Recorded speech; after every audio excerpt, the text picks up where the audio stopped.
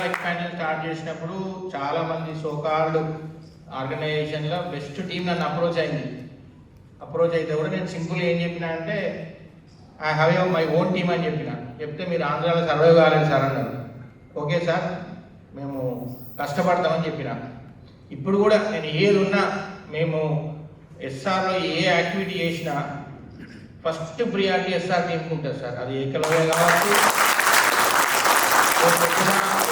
Why Telugu A work చేసుకుంటూ వెళ్ళినా కానీ ఫస్ట్ ప్రియారిటీ నేను నా ఫ్యామిలీ మెంబర్స్ నమ్ముతా. That is my success.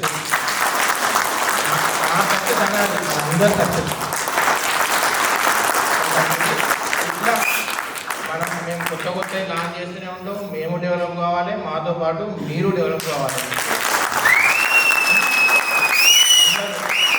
ప్రతి యాక్టివిటీలో 2010లో నేను స్కూల్స్ పెట్టినప్పుడు సపోర్ట్ చేసిండ్రు. నేను కరీంనగర్ ఎక్స్పాన్షన్, హైదరాబాద్ ఎక్స్పాన్షన్, రేపు కరోనా టైంలో ఎక్స్పాన్షన్. అంటే బయట వ్యక్తులకు అవన్నీ రిస్క్ డెసిషన్స్ అనిపించినాయి. నాకు రిస్క్ అనిపించలేదు, ఎందుకు మీరు అందరు ఉన్నారు కాబట్టి.